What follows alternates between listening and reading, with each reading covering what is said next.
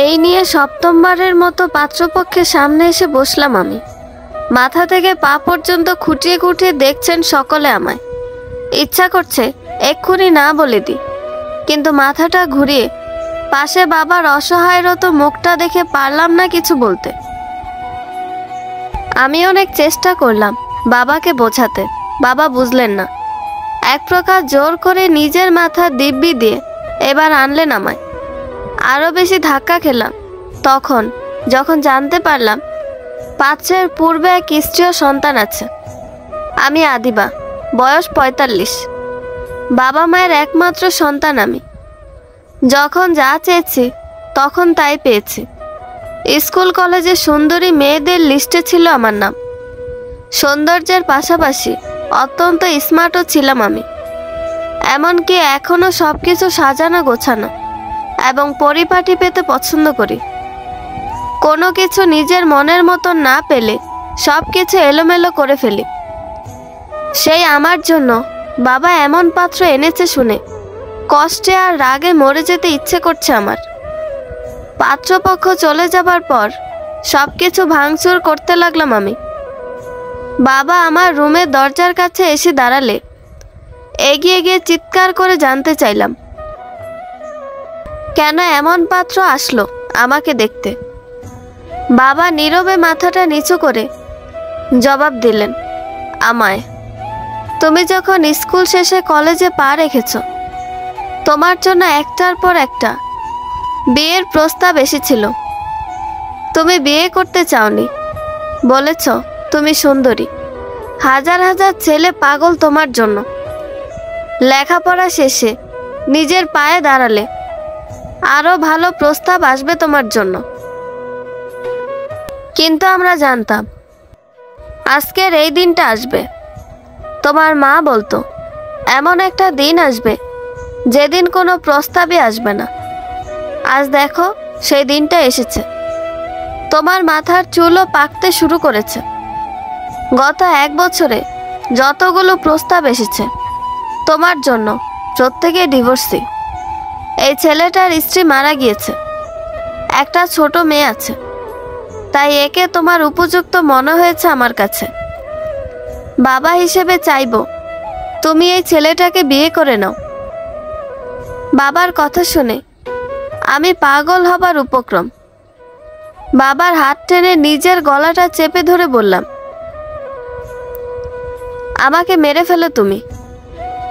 আমাকে তুমি কখনো ভালোই বাসনি বাবা। আজ মা বেঁচে থাকলে আমাকে ঠিক বুঝতো।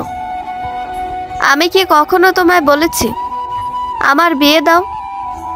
আমি সারা জীবন কুমারী থাকবো, তবুও এমন ছেলে বিয়ে করব না। কথাটা চিৎকার করে বলে রেগে বাবাকে এক ধাক্কায় কিছুটা দূরে সরিয়ে দিলাম। বাবা আমার দিকে অসহায় দৃষ্টিতে তাকিয়ে আছে। আমি বাবার মুখের সামনে দরজাটা বন্ধ করে দিলাম। সারা দিন রুমের দরজা বন্ধ করে রেখেছি। ঘড়ির কাঁটায় রাত 10টা ছুঁইছে। ডিনার এনে বাবা আমার রুমের দরজার সামনে দাঁড়িয়ে ডাকছেন আমায়। আমি উঁচু গলায় বললাম, দরজা খুলব না, চলে যাও এখান থেকে। কথাটা বলার পর বাবার কান্নার শব্দ এলো আমার কানে। কান্না মাখা গলার কণ্ঠস্বরে বলল, বাবা আমার বয়স হয়েছে, বেশি দিন বাঁচবো না দিবা। মৃত্যুর আগে তোমাকে একটু স্বামী সংসার নিয়ে সুখী দেখে যেতে চাই।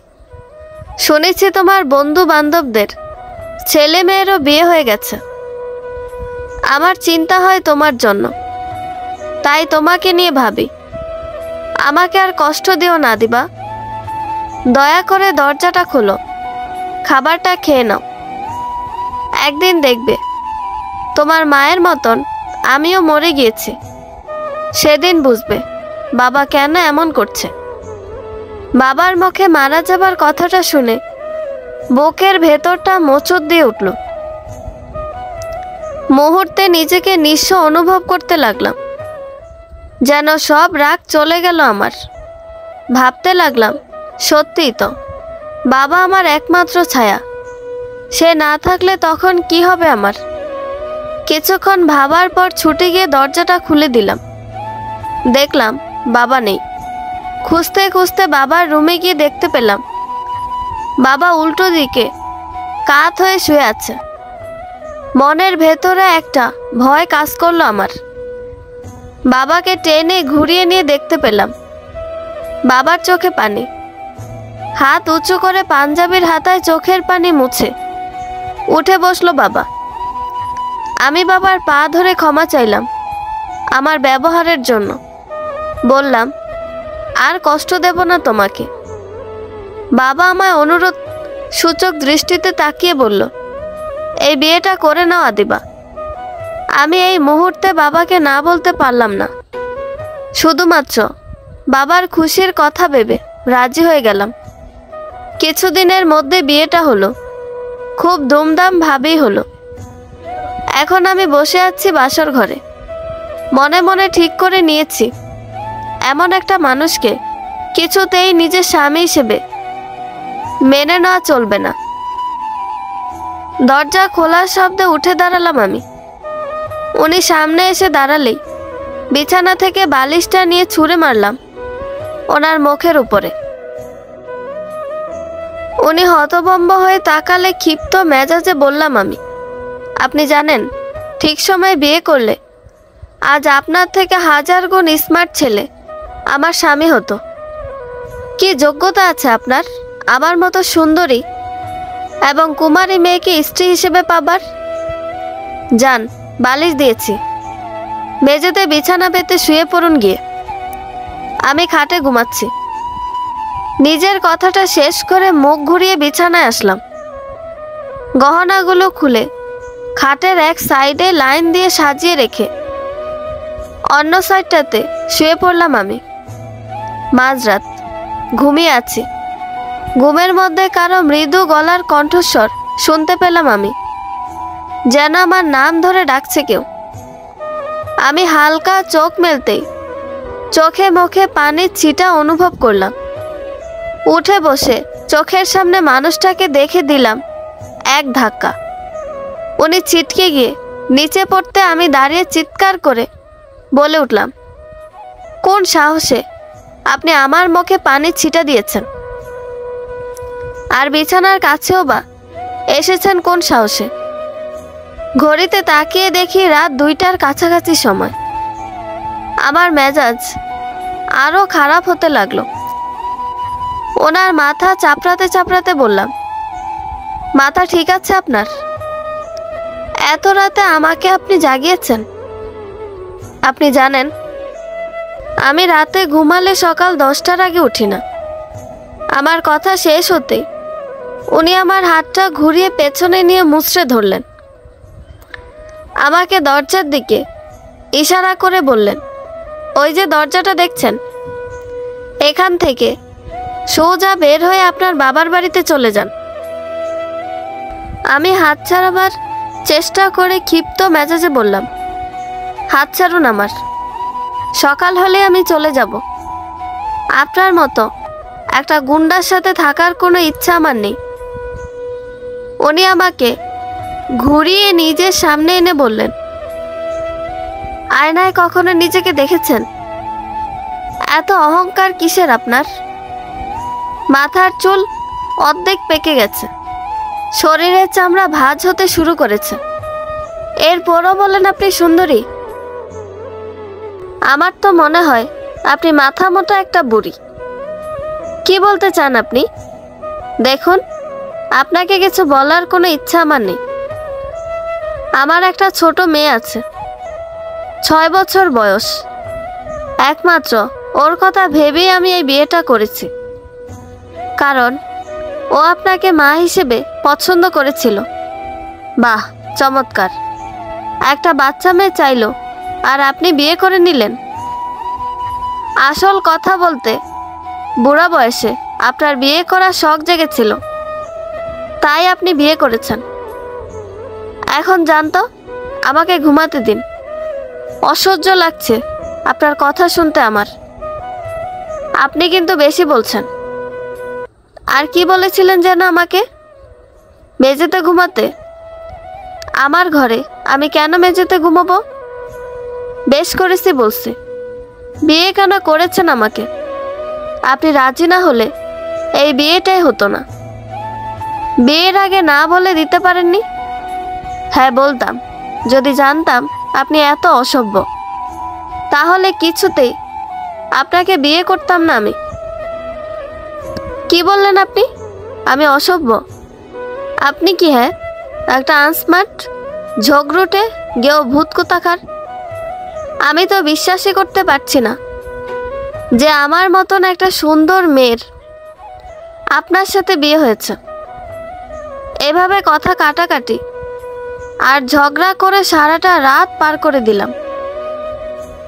একই তো বিয়ের এমন ভারী সাজ, তার উপর সারাটা দিনের ভিড় ভাট্টার মধ্যে ক্লান্ত শরীর, রাতে ঘুমও পড়তে পারলাম না। সকাল হতেই নিজের লাগেজটা গুছিয়ে নিলাম। রুমের দরজা খুলতেই চিৎকার চেঁচামেচির হট্টগোল শুরু হয়ে গেল।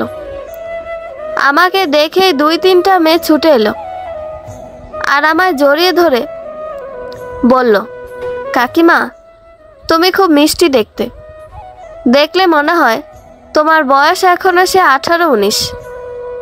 ওদের কথা শুনে নিজের ভেতরে একটা ভাব আসলো। ঠোঁটে হাসি ফুটিয়ে বললাম, এই কথাটা তোমাদের কাকুমণির সামনে বলতে পারবে? কাল রাতে উনি বললেন আমি নাকি বুড়ি, দেখতে অসুন্দর। মেয়েগুলো একে অপরের দিকে তাকিয়ে বলল, মোটেও না, তোমাকে দেখতে এখনো সেই রাজকুমারের মতন লাগে। ওদের কথা শুনতে আমার বেশ ভালো লাগছে। খুব অল্প কথা বলে অনেকটা মিশে গেছে ওদের সাথে।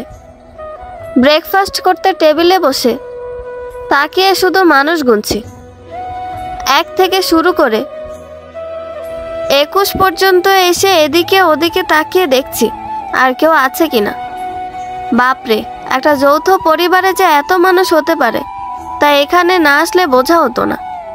যাই হোক, বউ ভাতের অনুষ্ঠানটা শেষ হলেই আমি চলে যাব। এই বাড়িতে আর ফিরব না। মনে মনে বাড়ি যাওয়ার কথা ভাবতে ভাবতে খাবার মুখে দিতে যাব, এমন সময় কোথা থেকে একটা বাচ্চা মেয়ে এসে পেছনের থেকে আমার চোখ দুটো টিপে ধরল আর হেসে উঠে বলল, বলো তো আমি কে? আচমকা মেয়েটার আশা আর আমার চোখ টিপে ধরায় ব্যাপারটাতে আমার অস্বস্তি বোধ হতে লাগলো। আমি মেয়েটাকে মুহূর্তে ঘুরিয়ে সামনে টেনে এনে কষিয়ে দিলাম গালে এক চর। গালে হাত দিয়ে মেয়েটা আমার দিকে অসহায় দৃষ্টিতে তাকিয়ে আছে। সকলের দৃষ্টি আমার দিকে। আমি চিৎকার করে মেয়েটাকে আঙুল উঁচিয়ে শাসন করছি। মেয়েটাকে বলছি আমি, ভদ্রতা শেখনি? তুমি কি আমাকে চেনো? কি মনে করে আমার চোখ টিপে ধরলে পেছনের থেকে এসে? বেয়াদব মেয়ে, দেখছো না আমি খেতে বসেছি? কথাগুলো বলে মেয়েটাকে ধাক্কা দিয়ে দূরে সরিয়ে খেতে বসলাম। সকলের দৃষ্টি আমার দিকে, কেউ খাচ্ছে না। আমি খাওয়া শেষ করে উঠে নিজের রুমে এলাম। বিছানায় এসে বসতেই দেখলাম উনি ওয়াশরুম থেকে বের হয়েছে আর ওই বাচ্চা মেয়েটা দরজার কাছে এসে পাউরুটি হাতে দাঁড়িয়ে আছে। মেয়েটাকে দেখে ওনার চোখে মুখে হাসি ফুটে উঠল। উনি ইশারায় মেয়েটাকে হাত বাড়িয়ে কাছে ডাকলেন। মেয়েটা ছুটে আসতেই কোলে তুলে নিলেন উনি। হাসানোর চেষ্টা করে বললেন মেয়েটাকে, আজকে আমার পরীটা স্কুল যাবে? মেয়েটা হালকা ডানে বামে মাথাটা নাড়িয়ে মুখ ফুলিয়ে বলল, না। উনিও মেয়েটার মতন মুখ ফুলিয়ে জানতে চাইলেন, না কেন? মেয়েটা নিশ্চুপ হয়ে রইল, কোনো উত্তর দিল না। উনি মেয়েটাকে এনে আমার সামনে দাঁড় করিয়ে হেসে উঠে বললেন, আদিবা, এটা আমার মেয়ে। আমি ব্রু কুঁচকে মেয়েটার মুখের দিকে তাকিয়ে রইলাম। মেয়েটা চোখ মুখ ছোট করে নিচু দৃষ্টিতে দাঁত দিয়ে পাউরুটি কামড়ে ধরে আছে। আমি হাত ধরে মেয়েটাকে নিজের কাছে টেনে আনলাম। মেয়েটা ভয়ে কেঁপে উঠলে হাত ছেড়ে দিয়ে মুখে কথা বললাম, জানতে চাইলাম আমি, তোমার নাম কি? মেয়েটা ভয়ার্থক কণ্ঠে ঠোঁট ছোট্ট করে উত্তর দিল, তুলি। বেশ, নামটা ভালো। তো তুলি, সম্পর্কের দিক থেকে আমি তোমার মা, তাই তো? একটা কথা বলো, তোমার মধ্যে কি কি বদভ্যাস আছে? আমার কথার কোনো উত্তর না দিয়ে নিশ্চুপ হয়ে রইল মেয়েটা। আমি একটা ধমক দিয়ে বললাম, চুপ করে আছো কেন বলো? চোখ ঘুরিয়ে ওনার দিকে নিয়ে বললাম আমি, আপনার মেয়েটা খুব মিষ্টি দেখতে, অনেক আদর দিয়ে ফেলেছেন ওকে। আমিও একটা সময় ছোট ছিলাম, যখন বাবা মায়ের অনেক আদর পেয়েছিলাম, যার জন্য যা চেয়েছি তাই দিয়েছে আমার বাবা মা। কখনো কারো তোয়াক্কা করিনি। আর আজ প্রথমবার আমার ইচ্ছার বিরুদ্ধেই বিয়েটা হয়েছে। কেন? কারণ ঠিক সময়টাতে আমি বাবা মায়ের কথাকে গুরুত্ব দিইনি। আপনিও কিন্তু বাবা হয়ে সে একই ভুলটাই করছেন। এত আদর দেন না, আদরে বাদর তৈরি হবে আপনার মেয়ে। মেয়েকে একটু শাসনে রাখুন, দেখবেন মানুষ তৈরি হয়েছে। মানে, আপনার কথা আমি ঠিক বুঝলাম না। না বোঝার মতো তো কিছু বলিনি। আচ্ছা বাদ দিন, আপনি অফিসে যাচ্ছিলেন না? নিশ্চিন্তে অফিসে যান, আমি আপনার মেয়েটাকে দেখব। দেখুন, আমি জানি আপনার প্রচণ্ড রাগ, আপনি অন্যরকম, কিন্তু আমার মেয়ের সাথে একদম খারাপ বিহেভ করবেন না আপনি, প্লিজ। বড্ড ভালো জানে আমার মেয়ে আপনাকে। ওর নজরে নিজেকে খারাপ করবেন না, অনুরোধ রইল। আর যদি বলেন কাল রাতের কথা, আপনার বিহেভ দেখে আমার জেদ উঠে গিয়েছিল, তার জন্য আপনার সাথে ওভাবে কথা বলেছি। আমি অফিসে যাচ্ছি, প্লিজ আমার মেয়েকে কষ্ট দিবেন না। আচ্ছা ঠিক আছে, আপনি অফিসে যান। উনি চলে গেলে মেয়েটাকে এক ধমক দিয়ে কাছে ডাকলাম। মেয়েটা এক পা দু পা করে কাছে আসলে টেনে বিছানায় বসালাম। আমার লাগেজটা খুলো, যত রকমের মেকআপ কসমেটিক্স আছে দেখালাম। তারপর বললাম, সাজবে? মেয়েটা মাথা ঝাঁকিয়ে না অর্থ বোঝালো। দিলাম এক ধমক। তারপর মেয়েটা মাথা কাত করে হ্যাঁ অর্থ বোঝালো। আমি খুব সুন্দর করে মেয়েটাকে সাজিয়ে দিলাম। সাথে বললাম, চেহারা সৌন্দর্য ধরে রাখতে গেলে নিয়মিত মুখ ফেসিয়াল করতে হয়, আর শরীরের সৌন্দর্যের জন্য ডায়েট। আচ্ছা, তোমার ফেভারিট হিরোইন কে, যার অ্যাক্টিং তোমার ভালো লাগে? মেয়েটা থুতনিতে আঙুল দিয়ে একটু চিন্তা করে বলল, দীপিকা। গুড, দীপিকার মতন হতে চাও? দাঁড়াও, তোমাকে একটা চার্ট তৈরি করে দিই, সেই চার্ট অনুযায়ী খাওয়া দাওয়া করবা। তুমি তো বাচ্চা মেয়ে, সকালে শুধু চিপস খাবা, দুপুরে পাউরুটি, আর রাতে একটা আইসক্রিম, ঠিক আছে? একদম দীপিকা হয়ে যাবা। আর শোনো, আমি যে চার্টটা করে দিয়েছি তোমাকে, সেটা কাউকে বলবে না, তোমার বাবাকেও না। মেয়েটা আহ্লাদি স্বরে বলল, এই শীতে আইসক্রিম? বাবাই খেতে দেবে না? আরে দেবে দেবে, তোমার বাবাই তো তোমাকে খুব ভালোবাসে। কত মিষ্টি একটা মেয়ে তুমি, যদি না দেয় বুঝবা তোমাকে বাবাই ভালোই বাসে না। আর ঠান্ডা লাগবে বোঝাতে আসলে ঘাড়ে উঠে বায়না করবা, কেমন? আচ্ছা। মেয়েটা কথা মতন দুপুরে একটা পাউরুটি খেলো, রাতে বায়না ধরলো ওনার কাছে আইসক্রিম খাবে। প্রথমে মেয়েটাকে বোঝানোর চেষ্টা করলেন উনি, তারপর যখন কিছুতেই বোঝাতে পারলেন না, তখন কুয়াশা ঘেরা রাতে ছুটলো মেয়েকে নিয়ে আইসক্রিম আনতে। ঘন্টা দুই পরে ফিরলেন উনি। মেয়েটার পায়ে আর ওনার হাতে ব্যান্ডেজ করা মনে হচ্ছে। ওনার এক হাতে আইসক্রিম আর অন্য হাতে ব্যান্ডেজ। বাড়ির সকলে মিলে ঘিরে ধরলেন দুজনকে। ওদের কাছে যাওয়ার কোনো উপায় নেই আমার। তবুও ভিড় ঠেলে সামনে আসলে মেয়েটা আইসক্রিমটা আমার হাতে তুলে দিল আর বলল, হতে চাই না আমি দীপিকা, এই আইসক্রিম খাওয়ার জন্য আজ এমন হলো। এত বায়না করলাম যে বন্ধ দোকান খোলাতে আমার বাবাই দোকানের বাড়িতে গিয়ে জাগিয়ে এনে আইসক্রিম কিনালো। তারপর রাস্তায় ওই পচা আঙ্কেলগুলো আমার বাবাইকে ভয় দেখালো। আমার মাম্মামের দেওয়া লকেটটা নিয়ে গেল। তুলি কি বলছে এসব? হ্যাঁ নতুন মা, এই আইসক্রিমটার জন্যই হয়েছে সব। আর খেতে চাইব না আমি আইসক্রিম কখনো, এটার জন্যই এমন হয়েছে। পচা আঙ্কেলগুলো চাকু দিয়ে বাবাইয়ের হাতে আর আমার পায়ে আঁচড় দিয়েছে। আমার জন্মদিনে মাম্মামের দেওয়া লকেটটাও নিয়ে গিয়েছে।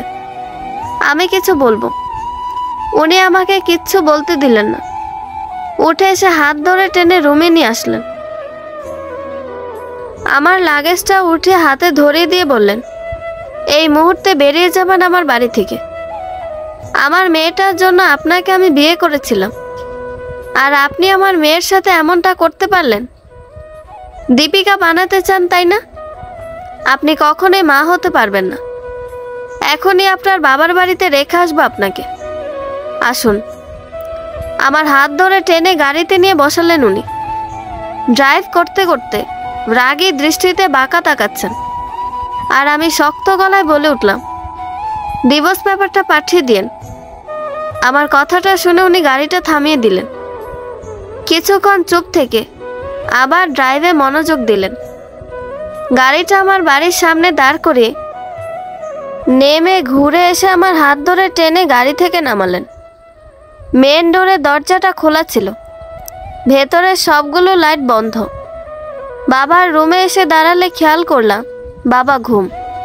আমাকে দূরে রেখে উনি বাবার কাছে গেলেন। বাবাকে ডাকলেন, বাবা উঠল না। মাথার কাছে একটা চিঠি লেখা দেখতে পেয়ে উঠালেন উনি। আমার সামনে এসে চিঠিটা পড়তে শুরু করলেন।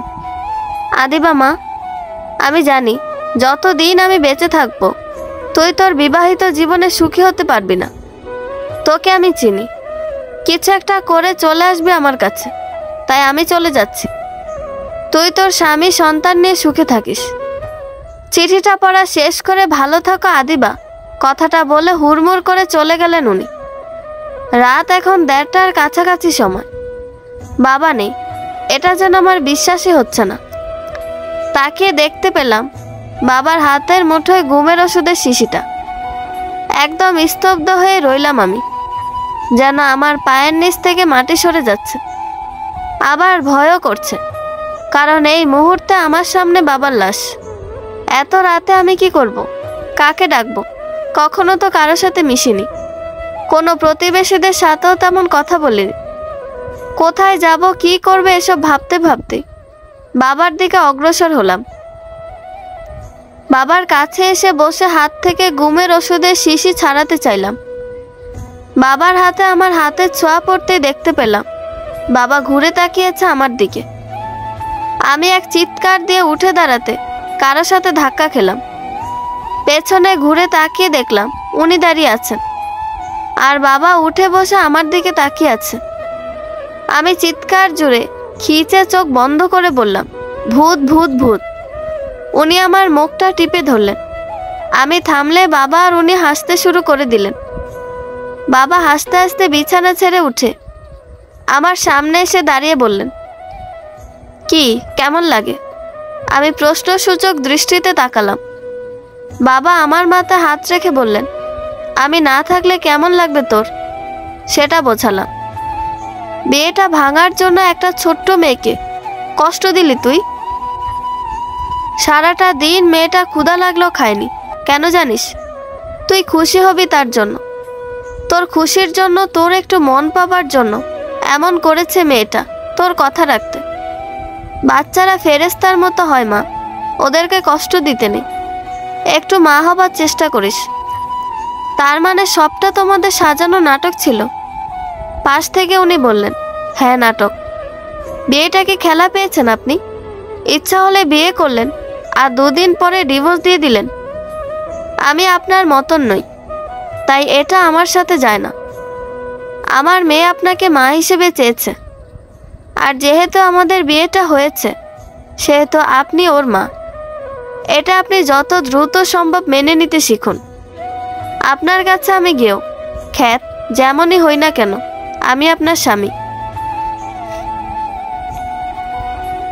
আপনার কি মনে হয় বিয়ে করে আমাকে আপনি দয়া করেছেন? এতই যদি সুন্দরী হন তাহলে এতদিন কেন বিয়ে করেননি?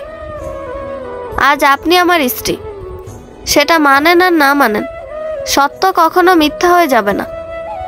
একটা কথা মনে রাখবেন, আপনার বিয়ে আমার সাথে হয়েছে, মানে স্রষ্টার নির্দেশই হয়েছে। স্রষ্টা চেয়েছে আপনি আমার স্ত্রী হন, তাই হয়েছেন। আপনার নিয়তিতে লেখা ছিল আমার স্ত্রী হবেন, এই জন্য আপনার বিয়ে হয়নি এতদিন।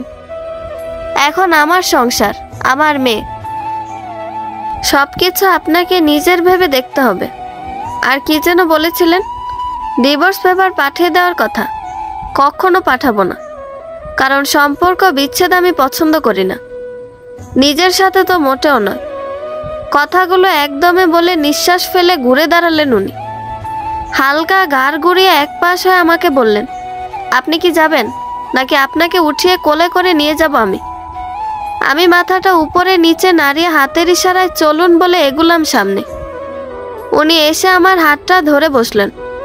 আমি কৌতূহল নিয়ে ওনার দিকে তাকালেই উনি বললেন, স্বামী হই আমি আপনার। এখন বলবেন না আপনার হাত ধরার অধিকার আমার নেই? আমি চুপ করে আছি। উনি আমার হাত ধরে টেনে গাড়িতে নিয়ে বসালেন। গাড়ি চলছে। উনি ড্রাইভ করতে করতে মাথা ঘুরিয়ে আমার দিকে চোখ নিয়ে বললেন, এরপর আর কখনো যদি আপনাকে আমার বাড়িতে গিয়ে চালাকি করতে দেখেছি তো বেদে ইচ্ছা মতো পিটানি দেব আপনাকে। কি বললেন আপনি? অনেকক্ষণ ধরে আপনার অনেক কথা শুনছি, আমার গায়ে হাত তুলবেন আপনি? এতই যদি স্বামীর অধিকার ফলাতে চান, তাহলে স্ত্রীর গায়ে হাত তোলার কথা ভাবেন কি করে? আপনাকে সোজা রাস্তায় আনতে যা করতে হয় আমি তাই করব। হয়েছে হয়েছে, আপনি মানুষ না, বুঝলেন? আপনি একটা আস্ত জঙ্গলি। এখন চোখটা একটু সামনের দিকে রেখে ড্রাইভ করুন। আপনার অসাবধানতার জন্য আমি অকালে মরতে চাই না। কিছুক্ষণ চুপ থেকে গাড়িটা যখন বাড়ির কাছাকাছি চলে এসেছে, তখন বললেন উনি, দেখুন আমার বাড়িতে 23 জন মেম্বার, প্রত্যেকে আমরা মিলেমিশে থাকি। এমন কিছু করবেন না যেন আমার পরিবারে ফাটল ধরে। কি বলতে চান আপনি? আপনার বাড়িতে গিয়ে আমি একজনের সাথে অন্যজনের ফাটল ধরাবো? তাহলে নিচ্ছেন কেন আমাকে? এখানে নামিয়ে দিয়ে যান, আমি বাবার কাছে চলে যাই। উনি নিশ্চুপ হয়ে রইলেন। গাড়িটা এসে বাড়ির সামনে দাঁড়ালে আমি নামলেই ছুটে এসে বাচ্চা মেয়েটা আমাকে জড়িয়ে ধরল। আমাকে নিচু হতে বলে গালে একটা চুমু দিয়ে বলল, আমি জানতাম তুমি ঠিক চলে আসবে নতুন মা। মেয়েটার মুখের দিকে তাকিয়ে আমি হা হয়ে আছি। এত কিছু করার পরও মেয়েটা আমাকে এত ভালোবাসে, অথচ সকালে মেয়েটার গালে চড় মারলাম আমি। দেখতে পেলাম গালটা এখনো লাল হয়ে আছে।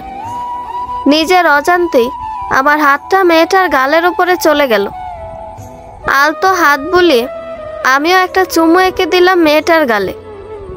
পেছনের থেকে উনি বলে উঠলেন, এটা আপনার নতুন কোনো চাল নয় তো? কথাটা শুনে আমি উঠে দাঁড়ালাম। শুধু একটা কথা বলে হুড়মুড়িয়ে রুমে চলে আসলাম আমি। কোনো কিছুর জন্য আমি চাল দিই না, যেটা আমার মন চায় আমি সেটাই করি। কথাটা বলে রুমে এসে আলো বন্ধ করে বসে আছি। কিছুক্ষণ পর আলো দেখতে পেয়ে রাগী দৃষ্টিতে ঘুরে তাকালাম আমি। তারপর যেটা দেখলাম তাতে অবাক না হয়ে পারলাম না। এটা কাকে দেখছি আমার সামনে? আমি আস্তে করে উঠে দাঁড়াতেই উনি চোখে নিজের চশমাটা লাগিয়ে নিলেন। কিছু বলার ভাষা নেই আমার, একদম স্তব্ধ হয়ে আছি। উনি বলতে শুরু করলেন, ভার্সিটির প্রথম দিন কিছু সিনিয়র ভাইদের পাল্লায় পড়ে একটা সুন্দরী মেয়েকে প্রপোজ করেছিলাম। যদিও মেয়েটা সেদিন চর মেরেছিল আমাকে, কিন্তু পরের দিন সবটা জানতে পেরে মেয়েটা নিজে আমাকে সরি বলতে এসেছিল। এমনকি আমার সাথে বন্ধুত্বের হাত বাড়িয়েছিল। আমরা একই ক্লাসে একই ডিপার্টমেন্টে পড়তাম। কখনো ভাবিনি তাকে ভালোবেসে যাব। বুঝতে পারছিলাম না কিভাবে ভালোবাসার কথাটা বলবো।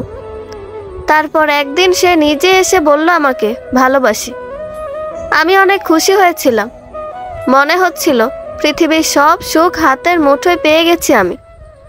কিন্তু আমার জন্মদিনের দিন কেক কাটার পর সকলের সামনে সে আমার মুখে বিশ্রীভাবে কেক লাগিয়ে দিয়ে বলে আয়নায় নিজের মুখটা দেখতে।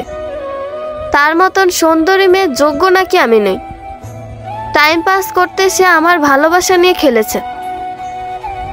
তাকে অনেক বোঝানোর চেষ্টা করেছিলাম, সে বোঝেনি। লজ্জায় ঘৃণায় মরে যেতে ইচ্ছা করছিল আমার, তবুও ভালোবাসি তো পারিনি। চেষ্টা করেছি অনেক তাকে ফিরিয়ে আনার। আমি অনেক কেঁদেছি আদিবা। 4টা বছর একই ভার্সিটিতে পড়েছি আমরা। অনেক অপমান করতো সে আমাকে, আমি শুধু তাকে বোঝাতাম সে ভুল করছে, আর সেটাকেও নাটক বলে আমাকে সকলের সামনে সে অপমান করত। রোজ রাতে তার কথা ভেবে আমার বিছানার বালিশ ভিজত আদিবা। আমার ভালোবাসাটা নাটক ছিল না। এত কিছুর পরও স্রষ্টার কাছে চাইতাম সে যেমনই হোক যেন আমি তাকে পাই। জব পাবার সাথেই বাবা মায়ের কথায় বিয়ে করিনি। আমি চাইনি বাবা মাকে কষ্ট দিতে। আমার বউ অনেক ভালোবেসেছিল আমায়, কিন্তু আমি কখনো তাকে ভালোবাসতে পারিনি। আমার মনে যে আমার প্রথম প্রেম ছিল। বিয়ের 15 বছর পর আমি আমার বউয়ের কান্না শুনতে পাই, আর সেদিনই বুঝতে পারি আমি তাকে ভালোবেসেছি। ঠিক যেমন আমার প্রার্থনা অন্য কেউ ছিল, তেমনই আমার স্ত্রীর প্রার্থনায় আমি ছিলাম। তাকে ভালোবাসতে শুরু করেছিলাম। আর আমাদের ভালোবাসার ফসল আমার মেয়ে তুলি। তুলি জন্ম নেওয়ার সাথে ওর মা মারা যায়। আমি আবার একা হয়ে যাই। বাবা মায়ের কথা আর তুলির জেদে এই বিয়েটা করতে রাজি হই আমি। কিন্তু আমি জানতাম না সেই মেয়েটার সাথে আমার বিয়ে হবে। তুলির মা মারা যাবার পর থেকে নিজের যত্ন নেওয়াই ভুলে গেছি আমি। বয়সের ছাপও পড়তে শুরু করেছে শরীরে। আস্তে করে নাম নিয়ে ছোট্ট করে বললাম আমি, আবির। সরি আবির, আমাকে বলতে দাও আদিবা। মেয়েটাকে আমি এখনো ভালোবাসি। ও যেমনই হোক, এখন তো আমার স্ত্রী। আমিও তোমাকে ভালোবেসে ছিলাম আবির। তোমাকে ভালোবেসে আমি আমার পুরো যৌবনটা শেষ করে দিয়েছি, কিন্তু বিয়ে করিনি। এই তাকিয়ে দেখো আমার সেই রূপ, সেই যৌবন এখন কিছুই নেই। মাথার চুলও পাকতে শুরু করেছে। তুমি বিয়ে করেছো, একটা সন্তানও আছে, আর আমি অপেক্ষা করতে করতে আজ আমার এই অবস্থা। সকলের কাছে আমি অহংকারী, কিন্তু সময়ের কাছে আমি বড় ক্লান্ত আবির। অভিনয় করেছি আমি বাবা মায়ের সাথে, গোটা পৃথিবীর কাছে। খুঁজেছি আমি তোমাকে অনেক, কোথাও পাইনি, কাউকে বলতে পারিনি। তোমাকে কষ্ট দিতে দিতে কিভাবে যে তোমার প্রতি মায়া তৈরি হলো মনের মধ্যে, তা বুঝতেই পারলাম না। ভালোবেসে ফেলেছিলাম তোমাকে আমি, পাগলের মতো সবখানে খুঁজেছিলাম। বেশি খারাপ আমার তখন লাগতো যখন তোমাকে করা অপমানগুলো মনে পড়তো। তবু আমার প্রার্থনায় থাকতো তুমি যেখানেই থাকো সুখী হও, তোমার বিয়ে হোক, আমাকে ভুলে যাও তুমি। আমি তোমার জন্য প্রাপ্য নই। বিশ্বাস হচ্ছে না আমার কথা? হবে কি করে? এতটা অন্যায় করেছি আমি তোমার সাথে, তারপর তো আমাকে ক্ষমা না করারই কথা। ঠিক আছে, কাল সকাল হলে আমি বাবার কাছে চলে যাব। তুমি খুব ভালো, এত ভালো একজন মানুষের স্ত্রী হবার যোগ্য নই আমি। বাকিটা জীবন দূর থেকে তোমাকে ভালোবেসে কাটিয়ে দেব। তবে আমার দুর্ভাগ্য একটাই, যাকে এতটা ভালোবাসলাম, যার জন্য এতগুলো বছর ধরে অপেক্ষা করলাম, তাকে ফিরে পাবো না জেনেও সে আজ আমারই স্বামী। মাথায় পাগড়ি, চোখে চশমার পিছনে লুকিয়ে থাকা মানুষটা যে সেই মানুষটা হবে আমি বুঝতে পারিনি। আজ আমি চাইলেও হয়তো এই মানুষটা আমাকে ক্ষমা করবে না, আমাকে একটুও ভালোবাসবে না। চুপ কর আদিবা, আমাকে দুর্বল করে দিও না। কষ্ট হচ্ছে আমার এই কথাগুলো শুনে। তুমি আবারও অভিনয় করছো, তাই না? এমন কেন করো তুমি? কাউকে কষ্ট দিয়ে তুমি কিভাবে সুখী হও? আমার কথা তোমার কাছে অভিনয় লাগছে? আমার কষ্ট তোমাকে আঘাত করছে না? কই, আমি তো তোমার কষ্টগুলো অনুভব করি আবির। তুমি কি বুঝতে পারছো না? আজ আমি সত্যি বলছি, ভালোবাসি তোমাকে। 4টা বছর তোমাকে আমি ভালোবাসার মানে বুঝিয়েছি, কখনো বুঝেছো তুমি? শেষ দিনটা পর্যন্ত তুমি আমায় অপমান আর কষ্ট দিয়েছো। আর আজ আমার একটা ছোট্ট মেয়ে আছে, তোমাকে নিজের মা মনে করে। ওকে একটু ভালোবাসা দিও যদি কখনো আমাকে ভালোবেসে থাকো। এটা সত্যি তোমাকে আমার জীবনে খুব প্রয়োজন, কারণ আজও ঠিক আগের মতোই ভালোবাসি তোমায় আমি। কিন্তু তুমি বাসো না, তোমার ভেতরে শুধুই অভিনয় আছে। আবারও চলে যেতে চাও তাই না? এই জন্য এসব করছো। হ্যাঁ, চলেই যাব। তুমি যদি আমার কথা বিশ্বাস না করো তাহলে চলে যাব, তবে একা যাব না, তোমার মেয়েকে সঙ্গে করে নিয়ে যাব। আমি আর তোমার জন্য একাকিত্ব জীবন কাটাতে পারবো না। আদিবা, এবার তুমি চুপ করো। তুলির নাম ধরে কয়েকটা ডাক দিলাম আমি। তুলি, তুলি কোথায় তুমি? তুলি আমার ডাক শোনা মাত্রই ছুটে এলো। ওকে কোলে তুলে নিয়ে বললাম, আমি। আচ্ছা তুলি, আমি কি খুব খারাপ?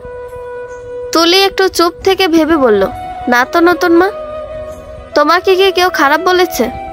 যে খারাপ বলেছে সে হয়তো জানে না তুমি কত ভালো, তাই বলেছে। তুলি, তোমার বাবাই মনে করে আমি খুব খারাপ, খুব পচা। না না নতুন মা, তুমি অনেক ভালো।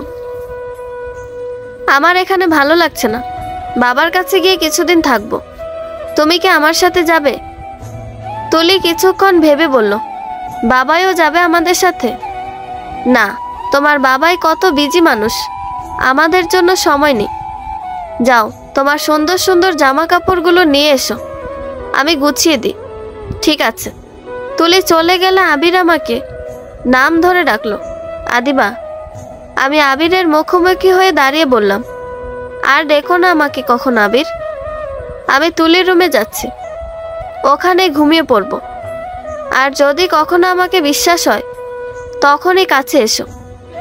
তুলিকে আমার সাথে নিয়ে যাব কাল। মেয়ে নাও তোমার, ওর টানে তুমি আমার বাড়িতে যাবে আর ওকে দেখে আসবে। আমি চলে আসতে যাব। আবির আমার হাতটা ঘুরিয়ে ধরে বলে উঠল, তুমি ভাবলে কি করে আমার মেয়েকে নিয়ে তোমায় যেতে দেব? কথাটা বলে আবির আমার হাতটা ছেড়ে দিল। তখন আমি বললাম, ও দেবে না তাই না? কি করব বলো তো? আমার তো বাবা ছাড়া কেউ নেই। বাবার কিছু হলে কাকে নিয়ে থাকবো আমি? তোমার পরিবারে এত মানুষ, তুমি কি পারবে না সবাইকে নিয়ে থাকতে? তুলিকে আমায় দিয়ে দাও না আবির। না, ঠিক আছে ঘুমাও। তুমি কোথায় যাচ্ছ? তুলির রুমে। তুলির রুমে যাওয়ার সময় আমি নিজের লাগেজটা সাথে করে নিয়ে আসলাম। আবিরকে বলে আসলাম কাল সকালে সত্যি আমি চলে যাব। এদিকে আজ রাতে ঘুমই আসছে না একদম। অত শত না ভেবে দুটো ঘুমের ওষুধ খেয়ে তুলিকে জড়িয়ে ধরে ঘুমিয়ে পড়লাম আমি।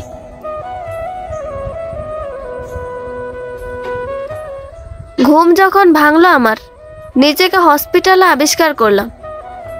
চোখ উল্টে দেখতে পেলাম বাবা আমার মাথার কাছে খুব রাগী দৃষ্টিতে বসে আছেন, আর আবির ও আমার থেকে খানিকটা দূরে। আমি উঠে বসে কিছু বলতে যাব, বাবা আমাকে বলে উঠলেন, আমারই ভুল। তোর ভালো করতে গিয়ে একটা পরিবারকে তোর মতন একটা বদমেজাজি মেয়েকে সঁপে দিয়েছে। নিজের ভালো কখনোই তুই বুঝবে না। কথাটা বলে মুখ ফিরিয়ে নিলেন আমার দিক থেকে বাবা। আবির আমার পাশে এসে বসে ছল ছল চোখে বলল, কাল রাতে তোমার কথাগুলো শুনে আরেকটা বার তোমাকে বিশ্বাস করতে চেয়েছিলাম আমি, কিন্তু তুমি এখনো সেই নোংরা খেলাটাই খেললে।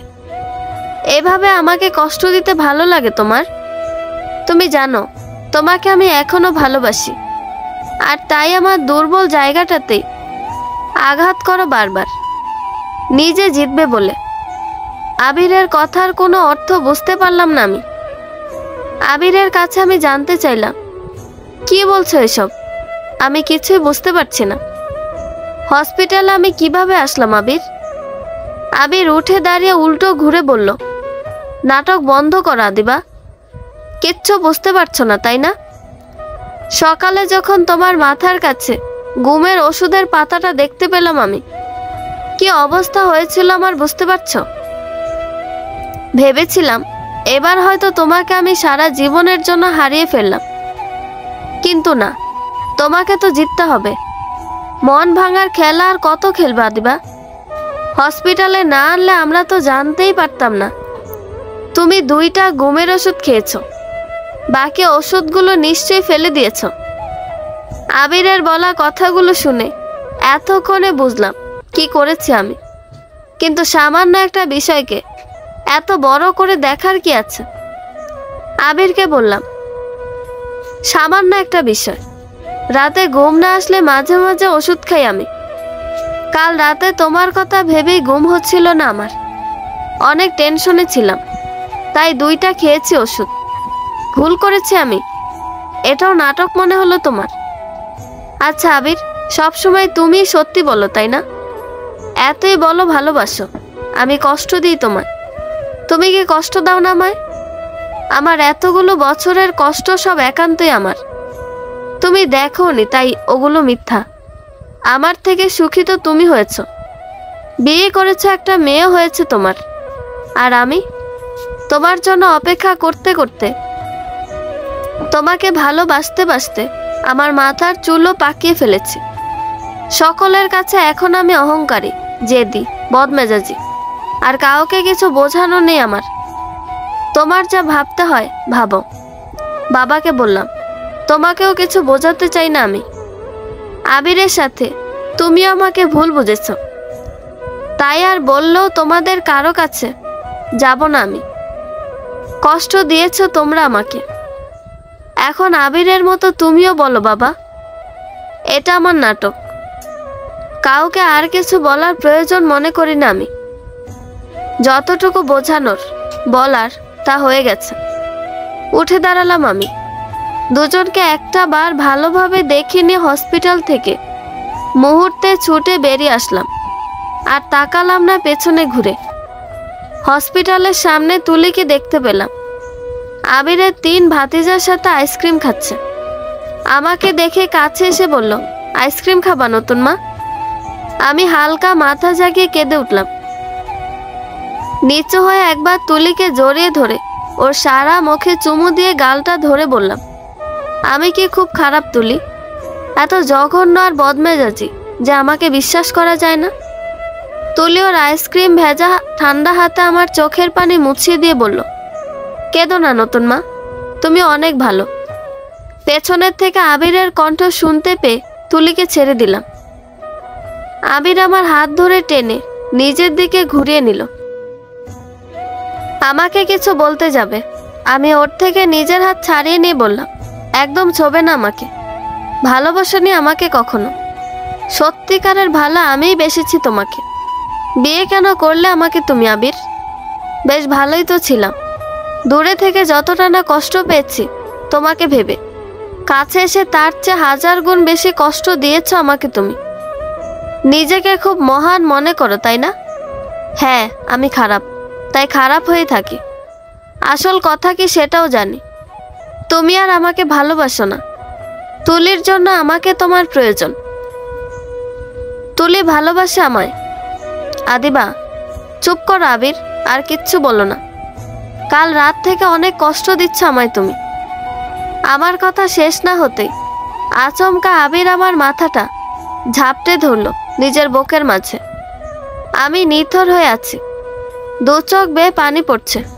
কোনো কথা বলছি না, আবিরকে স্পর্শ করছি না। আমাকে ছেড়ে দিতে আমি নিজের মুখটা ঘুরিয়ে নিলাম। আবির আমার থুতনিটা ধরে নিজের দিকে মুখটা ঘুরিয়ে চোখে চোখ রেখে বলল, সরি। কিসের জন্য? তোমাকে কষ্ট দেওয়ার জন্য, ভুল বোঝার জন্য। আমি আবিরের শার্টের কলারটা হাতের আঙুলে পেঁচিয়ে টেনে ধরে বললাম, আমাকে বিশ্বাস করো না, ভালোবাসো না সে আগের মতন। আবির হালকা মাথা নাড়িয়ে বলল, বাসবো। একটা সুযোগ দাও আমাকে। দেব বলে আবিরকে জড়িয়ে ধরলাম। আর এই মুহূর্ত থেকে আবিরের মেয়ে আর ওর এত বড় সংসার সব আমার হয়ে গেল। সত্যি নিয়তি আজ আমার সাথে, তাই আবারও একবার সুযোগ পেয়েছি। নিয়তিতে না থাকলে দুজন ভালোবাসার মানুষ এত বছর পর মিলতে পারত না। সত্যিকারের ভালোবাসা কখনো হারায় না, সময় ভেদে ফিরে আসে। আল্লাহ হাফেজ। বন্ধুরা, গল্পটি ভালো লেগে থাকলে একটা লাইক করে দিবেন এবং গল্প সম্পর্কে কোনো মতামত জানানোর থাকলে কমেন্ট করতে পারেন। নতুন নতুন আরও গল্প শোনার জন্য চ্যানেলটি সাবস্ক্রাইব করে পাশেই থাকবেন। ধন্যবাদ সবাইকে, ভালো থাকবেন।